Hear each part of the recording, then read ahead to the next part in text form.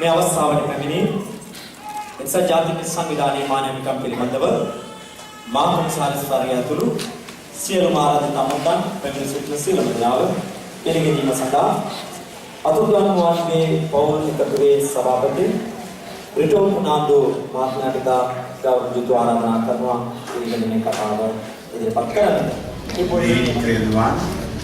The High Commissioner, the officers of the UN and UNHRC, distinguished invitees and the family members of the district. We welcome you, High Commissioner, with great respect, and it is an honor for who are against disappearances. Your presence with us on the International Day Against Disappearances make this historic. Your presence here amidst your busy schedule gives us new hope, which was unfortunately fading away and away due to many reasons. So thank you, Madam Amma, for being with us today. We are facing this brutal crime against humanity for nearly 40 years. It never spared whether the victims are from South, North or East, whether they are Sinhala, Tamil, Muslim or Berber, or whether they are Buddhist, Christians, Hindu or Muslim. In 1989, it was said nearly 60,000 were disappeared, though the commissions were reported only 26,877. But now we do not have an exact figure, especially due to the war who were disappeared. Though many religious, political, civil leaders, national and international organizations come out with a figure between 30,000 to 150,000. All these who are here in the audience claim that their loved ones have been disappeared, have been made disappear. We do want to know how many have faced this brutal crime in Sri Lanka.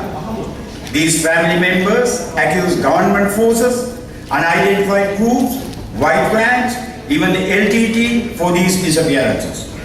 We have several incidents where the families claim that the loved ones, they surrendered to the government forces, respecting and believing the order of the state to surrender, have heard no news after the surrender.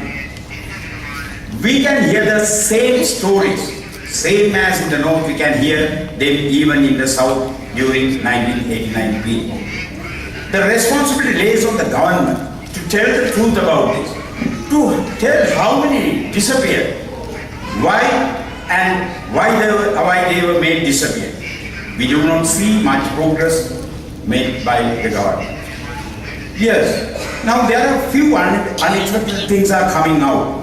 We do believe they happened and took place due to your visit to Sri Lanka. After so many years, the government has announced that they have appointed a commission to look into the disappearances. We welcome that. But can we believe about this commission? Will they do justice to these families? We have very bad experiences about the commissions in Sri Lanka. Even the LLRC report confirms our frustrations. Some reports have never been published. Many recommendations are ignored. Media says that the government is looking into making new laws criminalizing disappearances. We always welcome it because we all stood for that during even the past, even now. But nothing was said about the ratification of the UN Convention Against Disappearances. Why? Help us to get an independent commission according to the international standards and to get the real truth out, to get recommendations and to implement which do justice to those families whose members have been disappeared and to stop it happening again. Help us to criminalize disappearances in Sri Lanka. We are not strong enough to face another era of disappearances in this country. It is not easy to talk disappearances, even with you, High Commission. We were refused using the Bandaranaike Memorial International Conference Board. They refused to give it to this meeting, saying this is too political. This issue is too political. And they said, if they give that hall for this meeting, the staff may have to face unnecessary troubles from the CID and the police. Even now today, we didn't invite any single political leader here, but most probably they will be joining us for the vigil. But the BMIC staff believes that this is too political and they will be in trouble if they allow us to speak about the disappearances in front of High Commission. The activists and the family members who are active on this and the representatives who attend the UN sessions are being called traitor or non-patriotic. We all live with some sort of a fear that involving in these may cause something. Always we feel doing something against the disappearances may cause some harm. All our friends, relatives, they always say, be careful or don't be mad. Even the family members ask a general question. Even these family members, when we try to organize them, they ask a very simple question. They are asking us, if we take part in these activities, if we take part in finding our children and our loved ones, will there be more trouble, more harmness coming to our families, especially their young children and the other members in the family? There are complaints of harassing in various ways to the witnesses to the LLRC also. Many are worried even to complain about the harassment. Last March 5th, when the UNHRC session in progress in Geneva, we were trying, about 800 family members tried to come to Colombo just to hand over a petition to be sent to you. But we were stopped, we were surrounded, we were kept under the police custody for the whole night. They laid nail bolts into the tires of the vans, they shot pistols to the bus drivers and chased them away, and we couldn't come to Colombo that day. The 800 members were just kept in a field without everything for the whole night. There were many incidents where the campaigns were harassed. There are many occasions of so-called intelligence service officers visiting the people who take part in this action. I definitely and surely can tell you, after this meeting, all these family members will be visited by the intelligence services and they will be asking, who organized? Why did you go? So many questions, sometimes in a friendly way, sometimes in a harassment way. To whom can we complain when the police and the armed forces are behind all these things?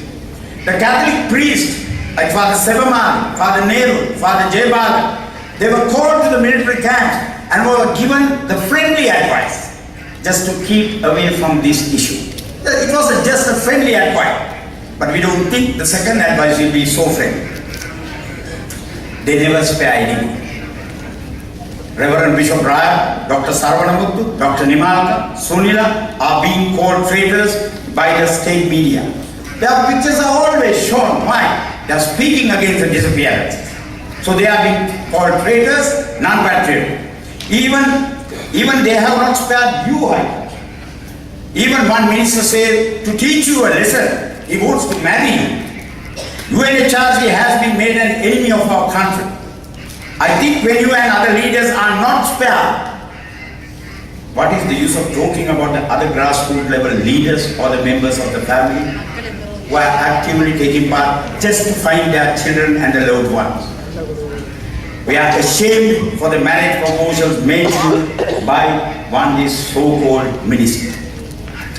We still do believe that there are unofficial detention centers. Some who are reported as disappeared had come back after a few months or after a few years. But unfortunately, when they come back, they are afraid to talk to us. They never tell us anything, where they were, with whom they were, because they were afraid that they will be in trouble. So we firmly believe that there are so uncalled detention centers. So help us find those unofficial detention camps and to see whether our loved ones are there or not.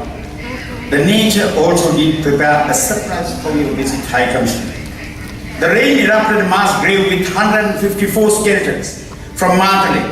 Though 13 mass graves were found according to some reports before, during the period of 1989, mainly in the southern part of the country, only the preparators of Ambelipitia mass grave was brought in front of the courts and punished. We don't have any other news about the other 12 mass graves which were found during the 1989 period. We do not know how many mass graves will be there in north and east. It is not easy to find out. Even in the Matale mass grave, so many victims gave the names of the abductors. They gave the names of the officers to whom those loved ones were surrendered, the names of the places where they were detained, but still the police is not inquiring into those details. So they are giving the names to whom they surrendered their loved ones. They were visiting those people in the police stations, in the army camp, and then suddenly they were disappeared. Only the nature helped us to find those people by erupting a mass grave in Matale. So please, we need an independent inquiry into Matale mass grave. We need help to get the justice done for those skeletons and the people who believe are being put into that mass grave. Help us to ask questions freely about our loved ones. We are not asking anything. We are not talking about any political thing. We are just asking a very simple question. Where are they? Why they were taken? If they have been killed, why? That's the only simple questions we are asking, and we have the right to ask. But here in Sri Lanka, we don't have that right to raise that question. How can we believe that this law will be independent and risk-averse? Pradeep Begnaligoda, the journalist habeas corpus case, is now dragging on for more than 3 years. And now there are some cases are being filed at Vavuniya courts by the CHRD on surroundings, but these cases, these habeas corpus cases are also dragging. But the time taken by this system will never be able to produce the bodies, but only the skeletons they will produce. So we have to look at that. So I think the only thing I have to say, we had a good friend called Mahinda Rajapaksa. He was with us on the street. He was walking with us, he was marching with us, he was fighting against the disappearances with Srilitunga, Nimanka, Vasudeva and everyone. The late ministers were there. But those friends are no more. And the most unfortunate thing is, it's happening under his government.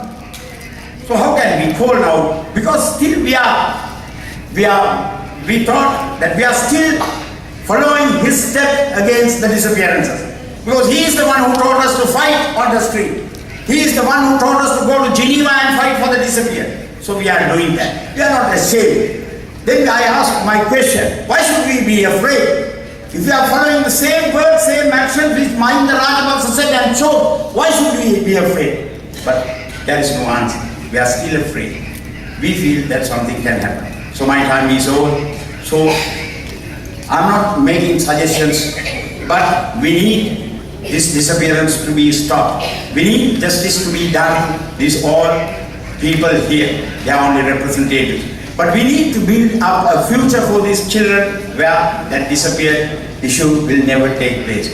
So thank you for coming, and thank you for being with us, and we hope that you will help us to find our children and what happened, and also to make it not happen again. Thank you.